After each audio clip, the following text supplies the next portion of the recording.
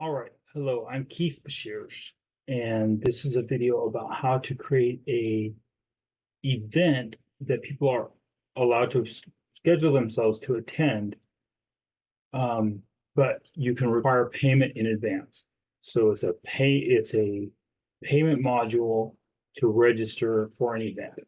Let me begin. So here you are in your account, and you're going to go to Sites,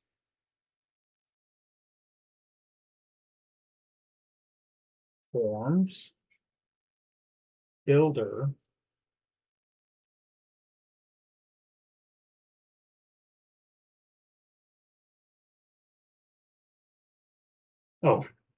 add form.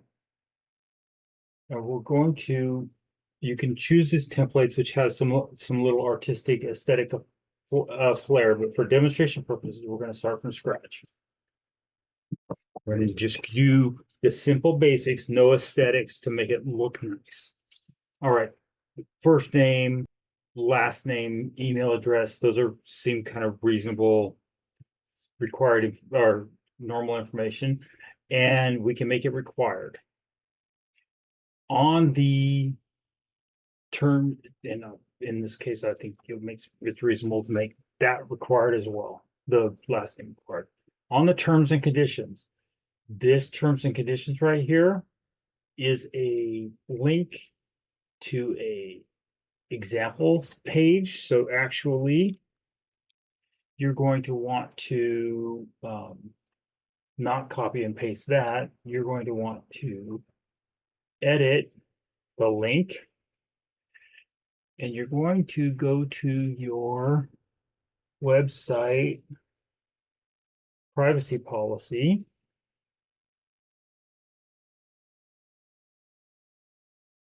You're going to copy the privacy policy link for your website, and you're going to paste that instead of this example.com.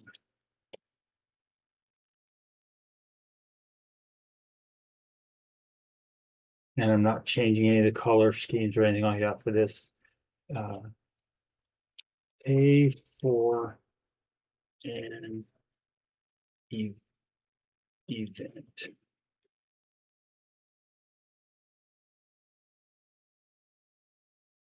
And we're going to add whatever other information. You can create custom fields to ask for very specific things that are related to the kind of event that you're having.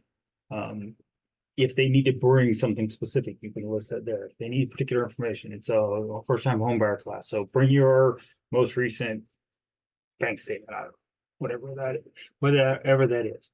But here in this plus button, add a form element, quick add, as opposed to the custom. So custom fields, you can define here what your new custom field is going to be. But you don't need a custom field for this case. You're going to use a quick add from one of the standard fields. And we already have first name, last name, and phone and email contact. A button is already here, so we don't need that. What we're looking for is this payment, but we're going to, we can use any of these other ones as well. But for this purposes, we're just going to focus on the payment. And we're going to edit this payment. You can have it short window.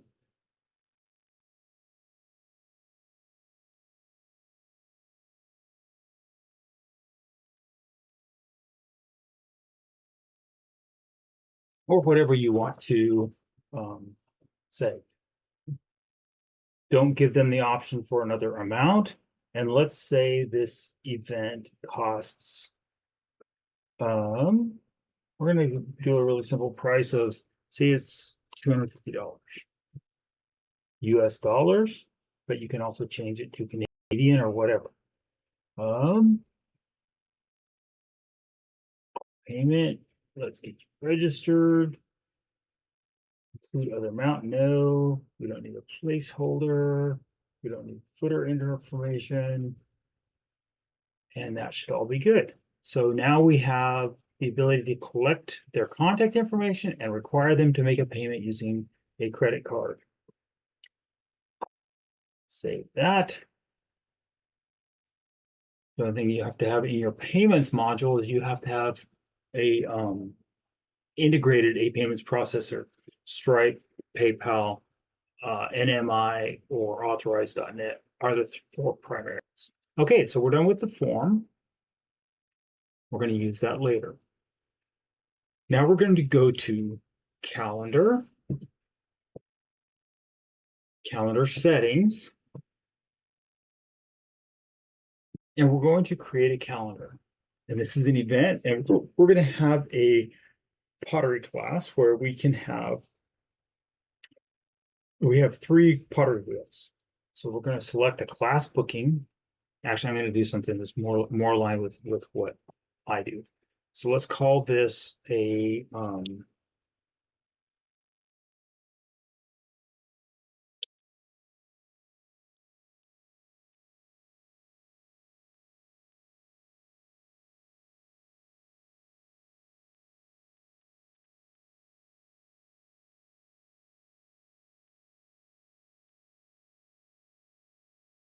there we go. And we're going to describe this marketing self-assessment workshop. In this workshop,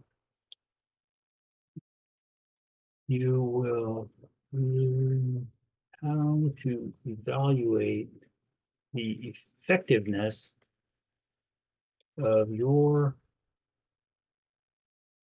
online reputation and presence. And you're going to assign the person that is the instructor. And then this is how this custom URL needs to be a unique identifier across the entirety of the lead connector, which is the piece that pulls all this information together, all these different platforms together, and makes them act as if they're one platform. So across the entire lead connector, this URL needs to be unique. So in my case, BGM, Bald Guy Marketing, is the abbreviation for my company that kind of already makes it start sounding unique. And then we're going to call this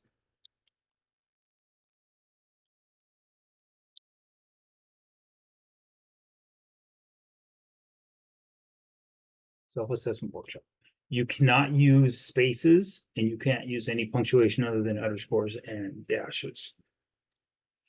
This is going to be a 3-hour workshop with a maximum of 12 people. And for now, we're just going to leave booking available. But the issue here is if this calendar, this is showing standard availability is normal during the whole workday for every workday of the work week. Obviously, we're doing a one-time workshop. It's not going to happen on that frequency, but that's good enough for now. Meeting location, we can insert a Zoom link. Typically, is how we do this. In fact, that's what I'm going to do.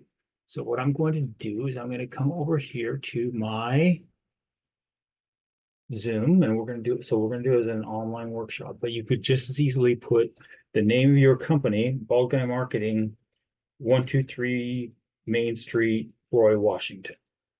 You could just as easily do that, but for this purposes, we're going to say we're going to go to my Zoom profile. And this is my personal meeting ID. And I can, where's the button? To save it. Okay, it's over here in meetings, personal room, invite link, copy that. Don't need that anymore. And we're going to paste that into here. But it could just as easily be a physical address to an actual location. And now here's the magic. We're going to accept payments. And the amount is going to be $250. This workshop is a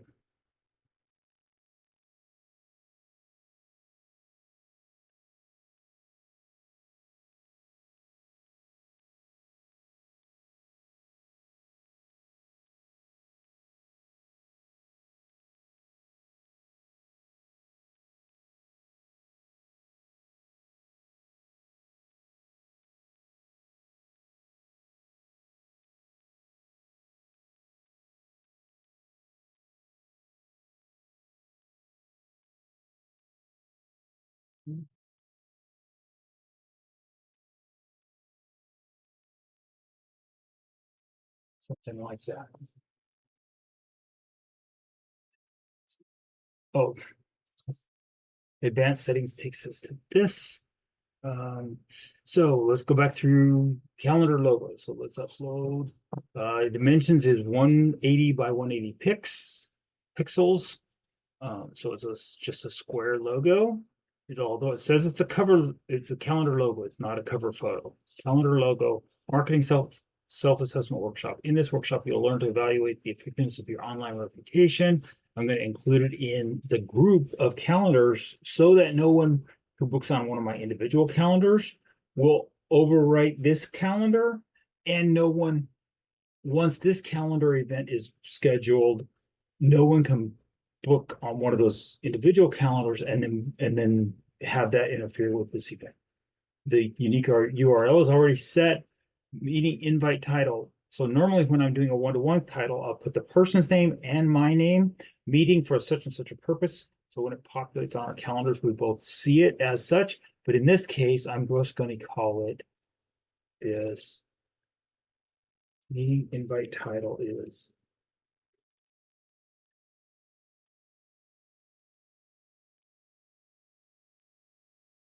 and it's me and the website, and I'm going to use this bright red, and I'm going to save this page, and that takes us to availability. And we left it in the default every day of the week, but that's obviously not the case. So we're going to turn all these days of the week off, and we're going to add this date specific hours. So date specific hours are going to be, let's say this is the second Thursday at 11 a.m.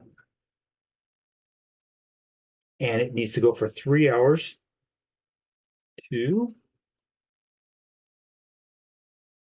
p.m. Okay. And we're going to save that.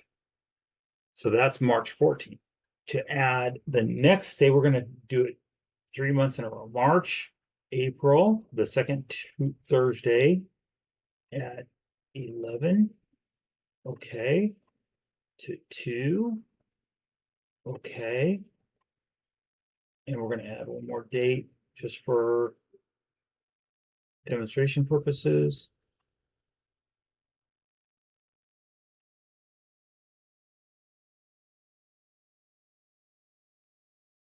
All right. And the meeting interval is 3 hours. Meeting duration is 3 hours, so there's only one session available during that. The meeting duration is 3 hours, and there's one meeting that starts every 3 hours during the course of that. If I had said 1 hour, well, the other two wouldn't show up because the time window only allows for up to 3 hours. But theoretically, if the time window allowed you to go to 4 p.m.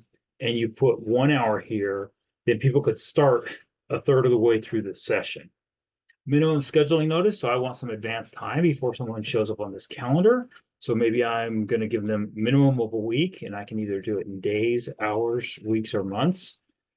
And I want them to book up to 3 months in advance. Seats per class, we said that earlier, but we're going to verify this is 12. Pre-buffer is if you need prep time before the start of that 11 o'clock. So I want at least 1 hour of time on my calendar that no one can book a last minute appointment right before. And then I would need at least 30 minutes for those purposes to write my notes and make my follow-up email, say, hey, thank you for showing up for my event, whatever that might be. Say this, write my notes about each participant kind of thing. Forms and payments. So here, the default form only collects name, email, phone, and gives them an option to put in the notes. I'm gonna make an edit on my form here in a minute. So now here's the thing that makes this a paid event. Instead of the default form, I'm going to change it to this pay for an event form. Now it's going to include that payment module that says you have to click on the $250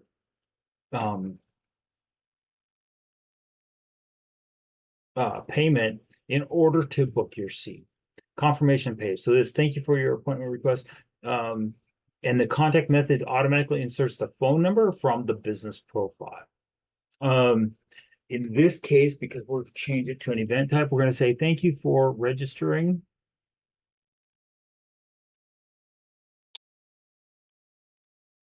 to attend the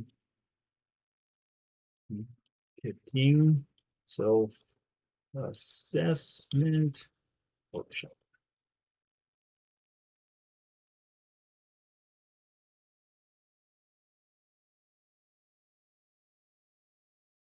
Auto confirm, accepts payments, $250. The workshop is ineffective. So remember where I typed that earlier.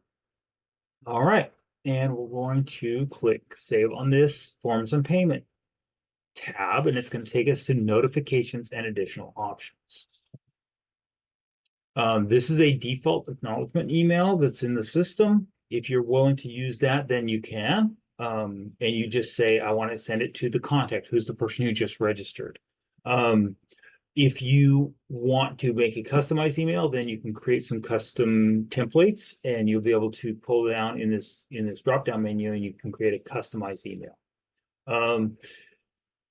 You want this one allows, if someone reschedules it on their calendar, it can update their internal calendar settings, and assign contacts to their calendar team member. So in this case, they would be assigned to as my contact later, instead of just generically being in the system assigned to any salesperson or not assigned to a particular salesperson in the database.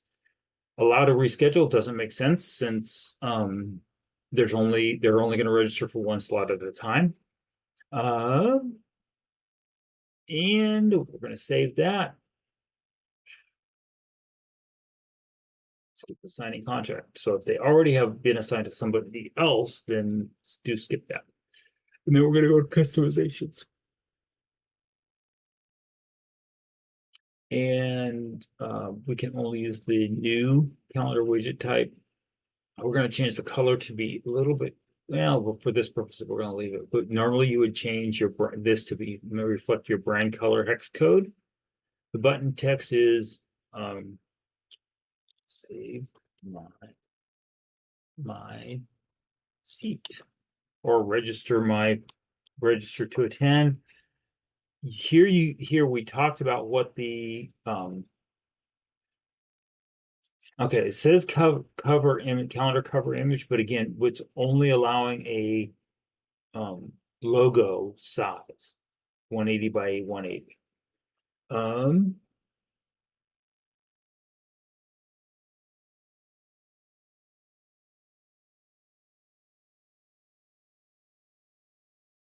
Calendar, so we can turn off that calendar description, but in this case, we want people to see what it is they're registering for. And this seats per slot enables people to see as the number of seats available decrements. And then we're going to save it.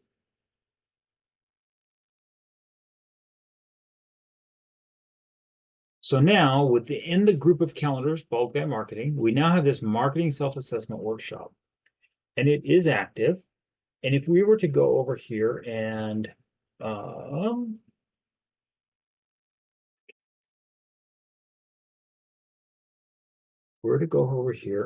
share it, we have the option for this scheduling link, which has common English language version of that BGM self-assessment workshop, English readable link that you can put in an email, and people will be able to know in advance what they're clicking on. It's not quite as robustly stable as this permanent link, which has a more random set of characters. So if you're posting this into a funnel somewhere on a website or in a social media post, and it's just a link, it's not there, it's not readable. It's an image that has that, hey, here's the cover image of my event. Click on this, click to register. They don't actually see the URL, then use this permanent link. It's more stable. You can also use a one-time code, which if you send that to somebody, they can't then forward it to someone else and that other person take advantage of it. It expires as soon as it's clicked on the first time. This embed code is if you want to literally paste it permanently into a website somewhere. Generally, you're just going to use this, copy this scheduling link, and you're going to paste it into your emails. But let me just show you what it would look like. Once they receive that in an email, so you're going to paste it into, you're going to have your subject in your body that says, hey, we'd love to have you attend this workshop. Here's the link to click to register. They're going to click on that, and it's going to take them to here. And it's not a pretty website. You can change, instead of using this link, you can embed the calendar onto a website or a landing page and make the landing page more artistic. But here, what you see is embedded in that website would be this calendar. Or if they just click on a link on an email, it's going to pop a browser window and they're going to see this without all the aesthetics, but it's still going to accomplish the purpose if they got the gist of it out of the email. And they're going to see that the next available slot is April 11th because the March one is too short notice. Even though I said there's going to be one in March, I said, but I want a minimum of 7 notice days, and we're already exactly 7 days. We're already after 7 days because it's evening time when I'm doing this recording. So the next slot available is in April. And then if they say, yeah, but I don't want April 11th, they can look, and sure enough, in May, I have a slot here too. But if they were to go to June, there's no slots available because we didn't build a custom date for that. So they have to pick one. At this point, they have to pick one of those two. If I were to come back here, cancel this, I were to go here and edit and say, instead of for availability, instead of a minimum scheduling notice of 7 days, what if I said the minimum scheduling notice was 3 days? And I was to save that. And now I'm going to copy that same link from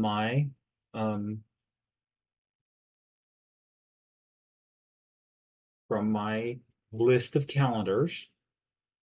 Click on my action menu, and I'm going to click share, and I'm going to copy this scheduling link, and it's going to pop open this window. This isn't refreshed.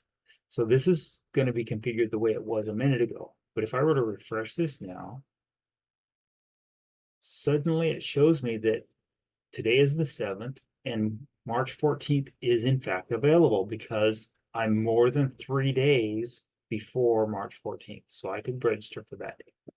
It's dynamic. And if I register for that, I can put in my first name, last name, email, phone, and it requires me to pay with a credit card, and I must acknowledge the terms and conditions before I can click save my seat. Let's do one more update. So what if we were to go to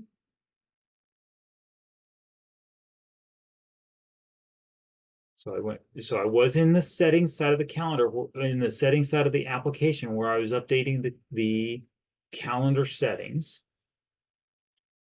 But if I were to use this go back button and I go to sites, form builder, and I go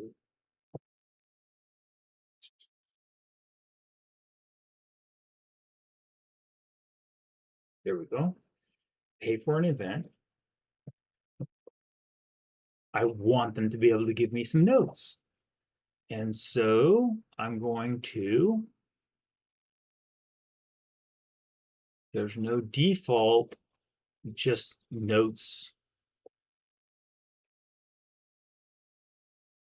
This text is if you want to put a label. And interestingly enough, you can't type here. You have to type over here.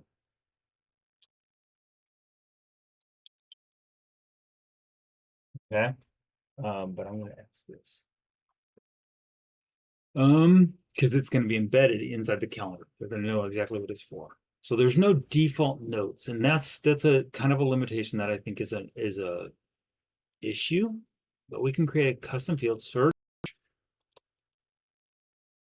There's not one that's called notes already. Additional info. I know I have that one. And then I can just drag that over here, and I can just put it down here. So it gives them the option to add additional info.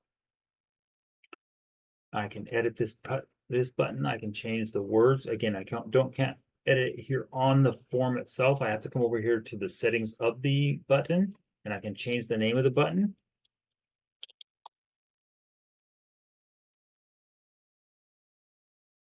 And I can change that it's bold. And I can change the color.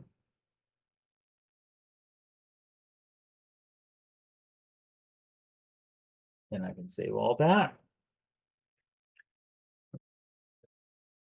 Saved.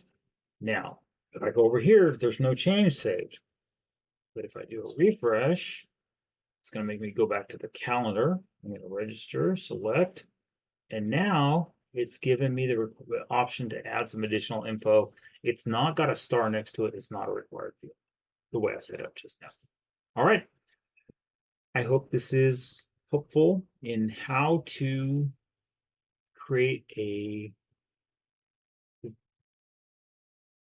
occasionally cycling event that you can actually charge someone in advance so they have to pay in order to register. I hope this is helpful. I'm Keith. I'm the bald guy. I help small businesses with marketing, theory, tactics, techniques, training like this, and technology. And this is one of this platform is one of the technologies that I help the small businesses use.